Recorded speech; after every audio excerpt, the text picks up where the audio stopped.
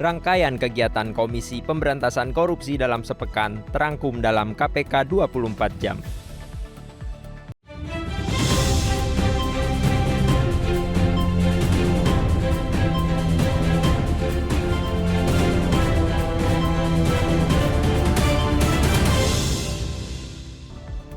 Transparansi menjadi kunci utama dalam pengelolaan keuangan daerah.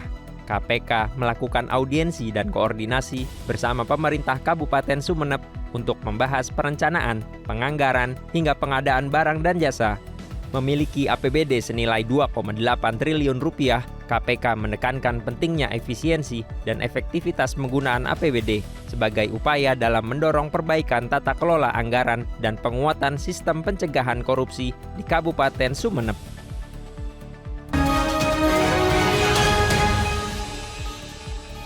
KPK bersama Pusat Pelaporan dan Analisis Transaksi Keuangan menegaskan pentingnya kerjasama lintas sektor dalam menghadapi ancaman tindak pidana pencucian uang yang kian canggih. Komitmen ini ditegaskan dalam rapat Komite Koordinasi Nasional Pencegahan dan Pemberantasan TPPU yang digelar di Auditorium Yunus Hussein, Gedung PPATK, Jakarta. Ketua KPK Setio Budianto menyampaikan bahwa pemberantasan TPPU tidak bisa berjalan sendiri-sendiri. Kolaborasi ini sangat penting untuk menjaga integritas sistem keuangan negara, baik dari sisi penerimaan maupun pengeluaran anggaran.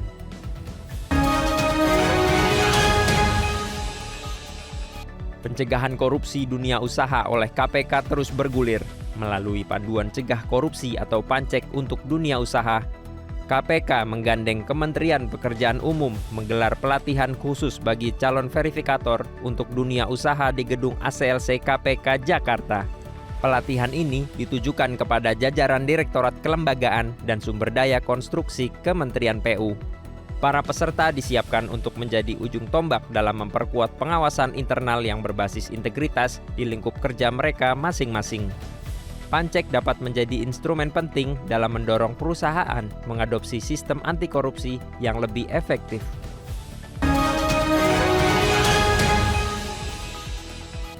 KPK menetapkan 5 orang tersangka dalam perkara dugaan tindak pidana korupsi terkait pengadaan Electronic Data Capture atau EDC di PT Bank Rakyat Indonesia atau BRI tahun 2020 hingga 2024. Para tersangka tersebut adalah CBH selaku Wakil Direktur Utama BRI tahun 2019 hingga 2024, IU Direktur Digital, Teknologi Informasi dan Operasi BRI tahun 2020 hingga 2021, DS sebagai Senior VP Manajemen Aktiva dan Pengadaan BRI tahun 2020, EL Direktur Utama PT PCS, serta RSK selaku Direktur Utama PT BIT. Atas pengkondisian pengadaan mesin EDC di BRI ini, hitungan awal nilai kerugian keuangan negara mencapai 744 miliar rupiah.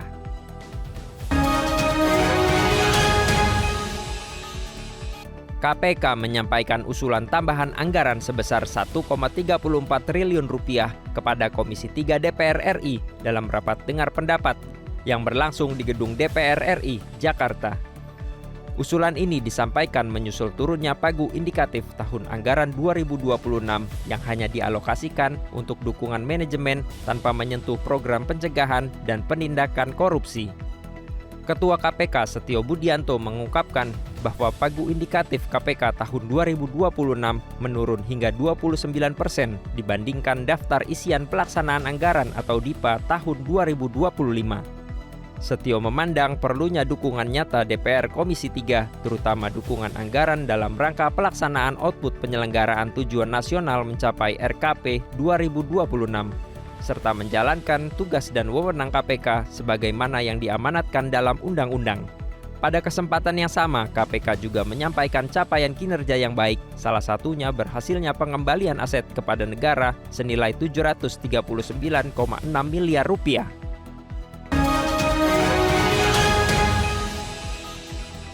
Direktorat Koordinasi dan Supervisi Wilayah 2 KPK bersama pemerintah Provinsi DKI Jakarta melakukan rapat koordinasi pencegahan korupsi bersama sejumlah daerah, di antaranya pemerintah daerah dari DKI Jakarta, Lampung, Kepulauan Bangka Belitung, Sumatera Selatan, Banten, serta Jawa Barat.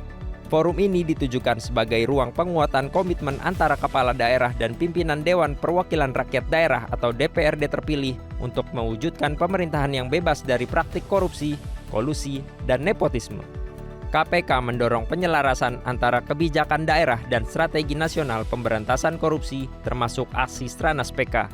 Tak hanya itu, instrumen pencegahan seperti Monitoring, Controlling, Surveillance for Prevention atau MCSP dan Survei Penilaian Integritas atau SPI juga menjadi bagian penting dalam memperkuat sistem anti korupsi di daerah.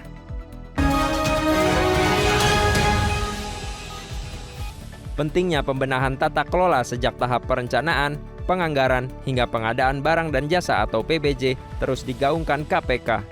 Kali ini dengan menjalin sinergi bersama dengan pemerintah Kota Surakarta di Gedung Merah Putih KPK. Melalui koordinasi bersama, KPK merekomendasikan 9 hal dalam upaya perbaikan tata kelola di Pemkot Surakarta. Salah satunya adalah mencegah segala bentuk intervensi dalam proses pengadaan barang dan jasa dan menyusun regulasi sistem elektronifikasi pengelolaan pajak daerah.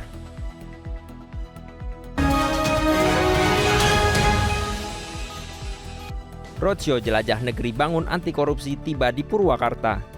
Direktur Pendidikan dan Pelatihan Anti Korupsi KPK, Yonatan Deme Tangdilintin, turut hadir dan menegaskan pentingnya kolaborasi antara pemerintah pusat dan daerah dalam pemberantasan korupsi. Rangkaian acara digelar selama 2 hari pada 13 dan 14 Juli 2025. Kegiatan dimulai dengan kuliah umum anti korupsi di kampus UPI Purwakarta, kemudian berlanjut nonton bareng film anti korupsi di pendopo desa Kiara Pedes. Selain itu, sosialisasi anti korupsi juga dilakukan ke sekolah-sekolah hingga menjangkau warga desa.